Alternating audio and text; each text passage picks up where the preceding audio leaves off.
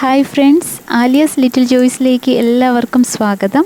ഇന്ന് നമ്മൾ തയ്യാറാക്കാൻ പോകുന്നത് വളരെ ഈസി ആൻഡ് സ്പൈസി ആയിട്ടുള്ളൊരു ചിക്കൻ കൊണ്ടാട്ടത്തിൻ്റെ റെസിപ്പിയാണ്.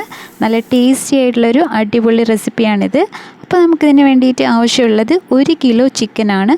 ചിക്കനൊക്കെ നന്നായിട്ട് കഴുകി വൃത്തിയാക്കിയതിന് ശേഷം ഇതുപോലെ മീഡിയം സൈസിലുള്ള കഷ്ണങ്ങളായിട്ട് കട്ട് ചെയ്ത് വെക്കുക. അപ്പോൾ നമുക്ക് എല്ലോട് കൂടിയുള്ള കഷ്ണങ്ങളോ അല്ലെങ്കിൽ എല്ല് മാറ്റിയതോ യൂസ് ചെയ്യാം. ഞാനിപ്പോൾ എല്ലോട് കൂടിയിട്ടുള്ളതാണ് എടുത്ത് വെച്ചേക്കുന്നത്. ഇനി നമുക്ക് ചിക്കൻ മാരിനേറ്റ് ചെയ്യാനായിട്ട് അതിലേക്ക് ആവശ്യമുള്ള മസാലകൾ തയ്യാറാക്കി വെക്കാം. ഇതിന് വേണ്ടിയിട്ട് ആവശ്യമുള്ളത് 1.5 ടേബിൾ സ്പൂൺ കാശ്മീരി മുളക് പൊടിയാണ്. പിന്നീട് വേണ്ടത് 1 ടീസ്പൂൺ മഞ്ഞൾപ്പൊടിയാണ്. ഇനി ഇതിലേക്ക് 1.5 table spoon ginger garlic paste ചേർത്ത് കൊടുക്കാം. ഇനി ഇതിലേക്ക് 1/2 ടീസ്പൂൺ കുരുമുളക് പൊടിച്ചതും പിന്നെ ആവശ്യത്തിന് ഉപ്പും കൂടി ചേർത്ത് കൊടുക്കുക. ഞാനിവിടെ 1 ടീസ്പൂൺ ഉപ്പാണ് ചേർത്ത് കൊടുത്തേക്കുന്നത്. ഇനി ഇതിലേക്ക് ഒരു 1/4 ടേബിൾ സ്പൂൺ വിനീഗർ ചേർത്ത് കൊടുക്കാം. വിനീഗറിന് പകരമായിട്ട് 1 ടേബിൾ സ്പൂൺ നാരങ്ങാനീര് ചേർത്താലും മതിയാവും. ഇനി ഇതെല്ലാം കൂടി നന്നായിട്ടൊന്ന് മിക്സ് ചെയ്ത് വെക്കാം. ഇനി നമ്മൾ നേരത്തെ കഴുകി വൃത്തിയാക്കി കഷ്ണങ്ങളാക്കിയ ചിക്കൻ പീസസും കൂടി ഇതിലേക്ക് ചേർത്ത് നന്നായിട്ടൊന്ന് മിക്സ് ചെയ്ത് കൊടുക്കാം. അപ്പോൾ കൈകൊണ്ട് നന്നായിട്ട് മസാലയൊക്കെ പുരട്ടിയതിന് ശേഷം നമുക്കിത് മാരിനേറ്റ് ചെയ്യാനായിട്ട് വെക്കാം. അപ്പോൾ മാരിനേറ്റ് ചെയ്യാനായിട്ട് ഒരു മിനിമം അരമണിക്കൂറെങ്കിലും വെക്കേണ്ടതാണ്. എങ്കിൽ ഇതൊരു 2-3 മണിക്കൂർ അല്ലെങ്കിൽ ഓവർനൈറ്റ് വെക്കുകയാണെങ്കിൽ കുറച്ചുകൂടി നല്ലതാണ്. അപ്പോൾ ഞാനിവിടെ അരമണിക്കൂർ നേരത്തേക്ക് മാരിനേറ്റ് ചെയ്തിട്ടുള്ളൂ. ഇനി നമുക്ക് അരമണിക്കൂർ കഴിഞ്ഞ് ഇതൊന്ന് ഫ്രൈ ചെയ്തെടുക്കാം. അതിന് വേണ്ടിയിട്ട് ഒരു ഫ്രൈയിങ് പാനിലേക്ക് വെളിച്ചെണ്ണ ഒഴിച്ചു കൊടുക്കുകയാണ്. ചിക്കൻ കൊണ്ടാട്ടം തയ്യാറാക്കുന്നതിന് വേണ്ടിയിട്ട് വെളിച്ചെണ്ണയിൽ ഫ്രൈ ചെയ്തെടുക്കുന്നതാണ് ഏറ്റവും നല്ലത്. അപ്പോൾ ഞാനിവിടെ ആദ്യം ഒരു 1/2 കപ്പ് വെളിച്ചെണ്ണ ചേർത്ത് കൊടുത്തിട്ടുണ്ട്. ഇനി ഇത് നന്നായിട്ടൊന്ന് ഫ്രൈ ചെയ്തെടുക്കുക. ഫ്രൈ ചെയ്യുന്ന സമയത്ത് നല്ലൊരു ടേസ്റ്റ് കിട്ടുന്നതിന് വേണ്ടിയിട്ട് ഇതിലേക്ക് 2 തണ്ട് കറിവേപ്പിലയും കൂടി ചേർത്ത് കൊടുക്കാം. ഇനി ഇത് മീഡിയം ഫ്ലെയിമിലാക്കിയതിന് ശേഷം അടച്ചു വെച്ച് ഒരു 10 മിനിറ്റ് നേരത്തേക്ക് ഫ്രൈ ചെയ്തെടുക്കാം. അപ്പം നമ്മൾ സാധാരണ ചിക്കൻ ഫ്രൈ ചെയ്യുന്നത് പോലെ വളരെ ഡീപ്പായിട്ട് ഫ്രൈ ചെയ്യേണ്ട കാര്യമില്ല. ഏകദേശം ഇത് 1/4 വേവായാൽ മതി. ഞാനിപ്പോൾ ഇത് അടപ്പ് തുറന്നിട്ട് ഇതൊന്ന് തിരിച്ചും മറിച്ചുമൊക്കെ ഇട്ട് കൊടുക്കുകയാണ്. അപ്പോൾ 2 സൈഡും ഇതുപോലെ നന്നായിട്ടൊന്ന് ഫ്രൈ ചെയ്തെടുക്കണം. ഇനി നമ്മൾ ഈ ഫ്രൈ ചെയ്തതിന് ശേഷം ഇത് വീണ്ടും വേവിക്കുന്നതുകൊണ്ട് തന്നെ ഇത് നല്ല ഡീപ്പായിട്ട് ഫ്രൈ ചെയ്യേണ്ട കാര്യമില്ല. ചിക്കനൊക്കെ ഏകദേശം ഒരു 1/4 ഭാഗം വേവാവുന്നത് വരെ ഫ്രൈ ചെയ്തെടുക്കാം. അപ്പോൾ ഇങ്ങനെ ഫ്രൈ ചെയ്തെടുക്കുമ്പോൾ മീഡിയം ഫ്ലെയിമിൽ ഇട്ട് വെക്കാൻ പ്രത്യേകം ശ്രദ്ധിക്കുക. ഇതിപ്പോൾ ഏകദേശം ഒരു 10 മിനിറ്റ് ആയതിനു ശേഷം നമ്മുടെ ചിക്കനൊക്കെ നന്നായിട്ട് ഫ്രൈ ആയി വന്നിട്ടുണ്ട്. ഈ ഒരു പാകത്തിനാവുമ്പോഴത്തേനും നമ്മളിത് ഫ്രൈയിങ് പാനിൽ നിന്ന് കോരി മാറ്റാം. ഇതിൻ്റെ പാകം എങ്ങനെയാണെന്ന് വെച്ചാൽ ഇതകത്ത് നല്ല സോഫ്റ്റായിട്ട് വേവണം, പുറത്ത് എന്നാൽ അധികം ഹാർഡാവാനും പാടില്ല. ആ ഒരു പാകത്തിനാണ് നമുക്ക് എടുക്കേണ്ടത്. അതുകൊണ്ടാണ് നമ്മൾ മീഡിയം ഫ്ലെയിമിലിട്ട് ഫ്രൈ ചെയ്തെടുക്കുന്നത്.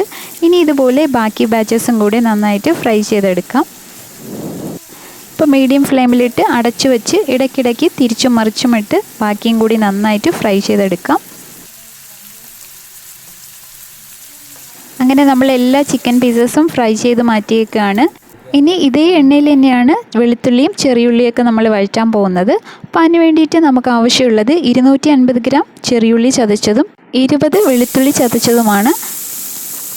ചെറിയുള്ളിയും വെളുത്തുള്ളിയും മിക്സിയിലിട്ട് ചെറുതായിട്ടൊന്ന് ക്രഷ് ചെയ്തെടുത്തതാണ്. അധികം അരിഞ്ഞു പോകാൻ പാടില്ല. ഇനി ഇതിലേക്ക് 2 തണ്ട് കറിവേപ്പിലയും കൂടി ചേർത്ത് കൊടുക്കാം.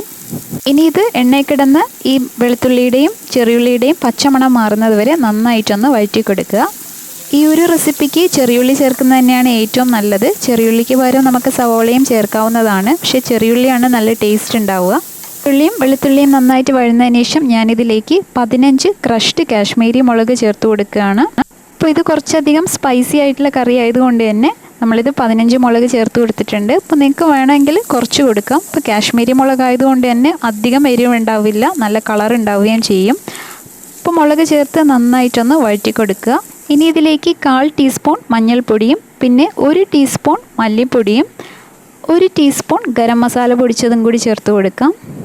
ഗരം മസാലയ്ക്ക് പകരം മീറ്റ് മസാല ചേർക്കാം. ഇനി ഇതെല്ലാം കൂടി ചേർത്ത് നന്നായിട്ട് ഇതിൻ്റെ മസാലയുടെ പച്ചമണം മാറുന്നത് വരെ ഒന്ന് വഴറ്റി കൊടുക്കാം.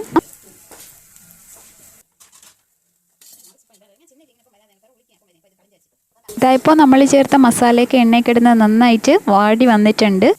ഇനി ഇതിലേക്ക് നമ്മൾ ചേർക്കാൻ പോകുന്ന ഇൻഗ്രീഡിയൻ്റാണ് ഈ ഒരു റെസിപ്പിയുടെ മെയിൻ ഇൻഗ്രീഡിയൻ്റ് എന്ന് പറയുന്നത്. 1/4 കപ്പ് ടൊമാറ്റോ കെച്ചപ്പാണ് ചേർക്കുന്നത്. 1/4 കപ്പ് എന്ന് പറയുമ്പോൾ 4 ടേബിൾ സ്പൂൺ ടൊമാറ്റോ കെച്ചപ്പാണ്. ഇത് ചേർത്ത് കൊടുത്തതിന് ശേഷം ഇത് നന്നായിട്ടൊന്ന് മിക്സ് ചെയ്ത് കൊടുക്കുക. ഇനി ഇതിലേക്ക് ചേർക്കാൻ പോകുന്നത് 1/2 കപ്പ് ചൂടുവെള്ളമാണ്. കുക്ക് ചെയ്തുകൊണ്ടിരിക്കുന്ന സമയത്ത് വെള്ളം ഒഴിച്ചു കൊടുക്കുമ്പോൾ എപ്പോഴും ചൂടുവെള്ളം ഒഴിക്കാൻ പ്രത്യേകം ശ്രദ്ധിക്കുക. പെട്ടെന്ന് പച്ചവെള്ളം ഒഴിച്ചു കൊടുക്കുമ്പോൾ അതിൻ്റെ ടേസ്റ്റ് മാറും. വെള്ളം ഒഴിച്ച് ഇതൊന്ന് തിളച്ചതിന് ശേഷം നമുക്കിതിലേക്ക് നേരത്തെ ഫ്രൈ ചെയ്ത് മാറ്റി വെച്ചിരിക്കുന്ന ചിക്കൻ പീസസൊക്കെ ചേർത്ത് കൊടുക്കാം. മിക്സ് ചെയ്യുന്ന സമയത്ത് മസാലയൊക്കെ നന്നായിട്ട് ചിക്കൻ പീസസിൽ കോട്ട് ചെയ്ത് വരണം.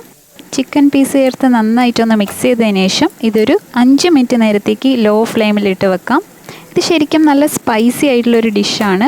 അപ്പോൾ മുളക് പൊടിയും ബാക്കി കാര്യങ്ങളൊക്കെ നമ്മുടെ ഇഷ്ടത്തിനനുസരിച്ച് കൂട്ടുകയോ കുറയ്ക്കുകയോ ഒക്കെ ചെയ്യാം. അപ്പോൾ നമ്മുടെ ചിക്കൻ കൊണ്ടാട്ടം റെഡി ആയിട്ടുണ്ട്. സ്റ്റൗ ഓഫ് ചെയ്ത് കൊടുക്കാം. അപ്പോൾ നല്ല എരിവും പുളിയും ഒക്കെയുള്ള നല്ല ടേസ്റ്റി ആയിട്ടുള്ളൊരു ചിക്കൻ കൊണ്ടാട്ടം റെസിപ്പിയാണിത്. ഇതിൽ ശരിക്കും വെളുത്തുള്ളിയും ചെറിയുള്ളിയും ചേർത്ത് കൊടുത്തതുകൊണ്ട് നല്ലൊരു ടേസ്റ്റാണ്. അതുപോലെ ടൊമാറ്റോ കെച്ചപ്പിൻ്റെ ഒരു പുളിയും ഉള്ളത് കൊണ്ട് ഇതൊരു ഡിഫറെൻറ്റ് ടേസ്റ്റാണ്. അപ്പോൾ നിങ്ങൾക്ക് എല്ലാവർക്കും ഈ റെസിപ്പി ഇഷ്ടമായെന്ന് വിചാരിക്കുന്നു. അപ്പോൾ ഈ ചിക്കൻ കൊണ്ടാട്ടത്തിൻ്റെ റെസിപ്പി നിങ്ങൾക്ക് ഇഷ്ടമായെങ്കിൽ ലൈക്ക് ചെയ്യാനും നിങ്ങളുടെ ഫ്രണ്ട്സിനും ഫാമിലിക്കും ഒക്കെ ഷെയർ ചെയ്ത് കൊടുക്കാനും മറക്കരുത്. അതുപോലെ നിങ്ങളുടെ ഫീഡ്ബാക്ക്സ് കമൻറ്റ് സെക്ഷനിൽ എഴുതി അറിയിക്കാൻ മറക്കരുത്. അപ്പോൾ മറ്റൊരു പുതിയ വീഡിയോ ആയിട്ട് കാണുന്നവരേക്കും stay blessed and thanks for watching.